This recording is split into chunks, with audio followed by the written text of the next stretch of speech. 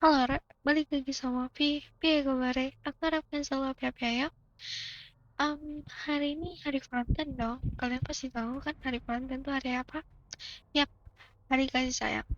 Dan aku tentang Valentine, tentang kasus pembunuhan pada hari Valentine yang seharusnya jadi hari kasih sayang, menjadi hari petaka buat dia. So, kita mulai dari awal aja. Jadi pada hari Valentine, tanggal 14 Februari 2007, Steph Curran menelpon kantor polisi Sheriff Macomb County di pusat kota untuk melaporkan bahwa istrinya, Tara Lane Curran, telah hilang selama 5 hari. Menurut kesaksian dari Stephen, bahwa ini bukan pertama kalinya istrinya meninggalkan rumah. Itulah sebabnya dia tidak segera melaporkan bahwa istrinya menghilang. Dia mengatakan bahwa pada malam hari tanggal 9 Februari, dia mendengar Tara berbicara dengan seseorang di telepon dan berkata, "Aku akan menemui di ujung jalan masuk." Lalu Stephen mengatakan bahwa dia melihat Tara masuk ke dalam mobil berwarna gelap dan pergi tidak pernah kembali lagi. Polisi terus mengadakan konversi pers setiap harinya selama pencarian Tara. Menurut polisi, Stephen sendiri kurang kooperatif atau kurang bekerja sama dengan polisi selama penyelidikan berlangsung. Pada awalnya, Stephen menolak untuk menjawab pertanyaan, tetapi dia setuju untuk melakukan tes polygraph atau tes kejujuran. Pada 2 Maret 2007, polisi mengeluarkan surat perintah penggeledahan di rumah Stephen dan Tara Grant di Washington Township, Michigan. Mereka menemukan tubuh manusia terpotong-potong yang diyakini adalah milik Tara. Potongan tubuh itu berada dalam kantong sampah plastik yang ada di garasi. Mereka segera mendapatkan surat perintah penangkapan pembunuhan untuk Stephen, yang telah melarikan diri dari tempat kejadian. 2 hari kemudian, tepatnya pada 4 Maret 2007, polisi menemukan tersangka 225 mil di Taman Wilderness State, Michigan Utara. Polisi berhasil mengetahui lokasinya setelah melacak panggilan telepon seluler yang dilakukan Stephen ke saudara perempuannya. Stephen mengambil minuman keras dan pil dari rumah saudara perempuannya. Dia berniat untuk melakukan bunuh diri. Stephen berkendara ke taman dan menghabiskan malamnya dengan cuaca dingin tanpa baju. Setelah ditemukan dan ditangkap, Stephen diterbangkan dengan helikopter ke Rumah Sakit Michigan Utara di Flint untuk pengobatan hipotermia. Pada 5 Maret 2007, konversi pers diadakan oleh Mark Hagel, seorang sheriff dari Macomb County, untuk membahas pengakuan-pengakuan yang diberikan oleh Stephen Grant kepada mereka saat di rumah sakit. Jadi Stephen mengaku telah mencegah Tara sampai mati pada 9 Februari. Pembunuhan ini berawal dari kekesalan Stephen yang melihat Tara sering berpergian ke tempat kerja. Ketika Tara ingin pergi, Stephen langsung meraih pergelangan tangannya, dan Tara langsung menampar Stephen. Stephen langsung memukul punggung Tara dan menjatuhkannya ke lantai. Kemudian Stephen mencekik Tara dengan sepotong pakaian. Dia akhirnya meraih tangan saya pada satu titik, tetapi sudah terlambat dan saya tidak bisa berhenti, kata Stephen saat melaporkan saat diwawancarai oleh polisi. Saya tahu akan masuk penjara, maka dari itu saya panik. Begitu menurut Stephen. Pertengkaran brutal ini terjadi ketika dua anak mereka sedang tertidur di sebelah kamarnya.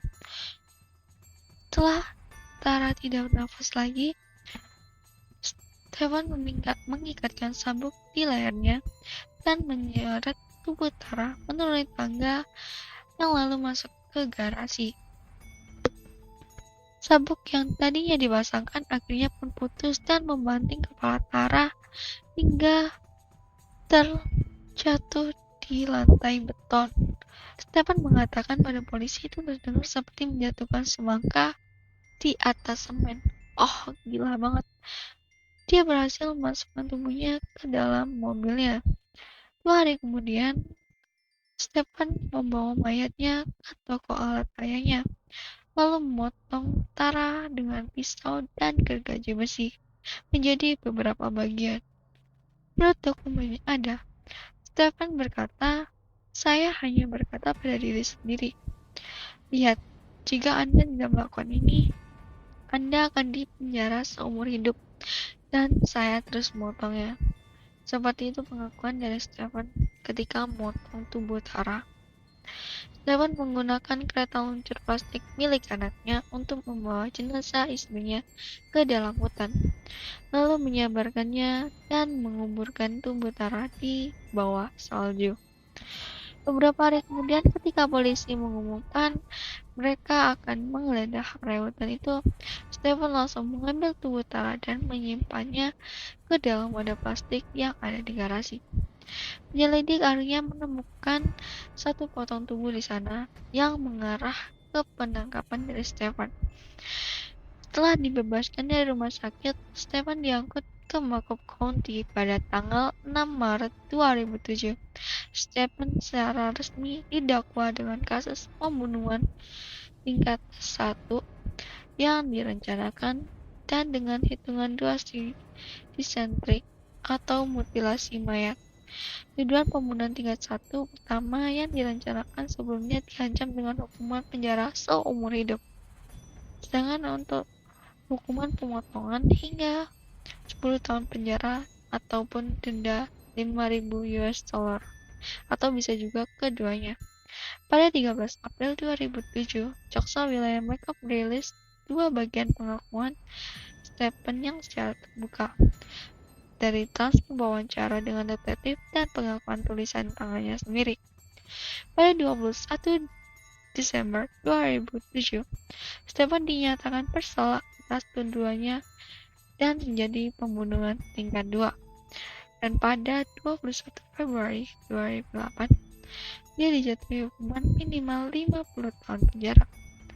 Dan terakhir pada 30 Maret 2010, Stephen kalah dalam banding terakhirnya di pengadilan dan meninggalkan hukuman asli 50-80 tahun penjara. So, kisah ini tuh tragis banget gitu loh.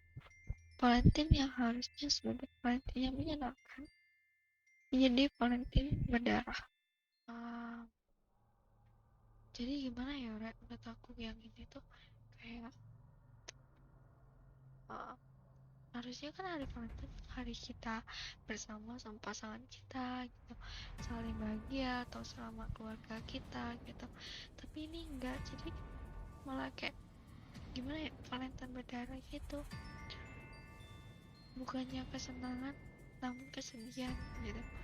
Dan menurut aku Stefan sendiri tuh tega banget gitu, bunuh istrinya sendiri, bahkan dia kayak psiko banget gitu, bunuh istrinya sendiri dan dia ketawa tanpa berdosanya gitu. Aku nggak paham apa yang dia pikirin gitu, bahkan membunuh tuh membahagiakan, nggak paham, aku nggak paham. So, buat kalian yang punya pendapat lain di bawah, silahkan komentar di bawah.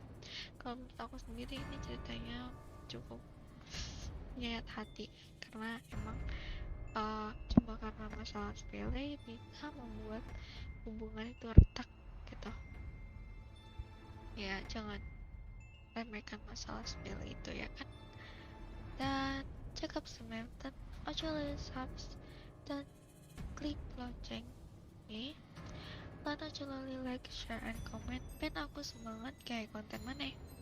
Aku ya buka link traktir barangkali kalian mau bantu aku dalam mengembangkan diri. Dan aculah di aku hari Senin pastinya selalu live jam 8 malam. Wajib datang lah ya. Kita bakal bahas orang-orang bareng. Yeay. Cakap sama mantan maternal.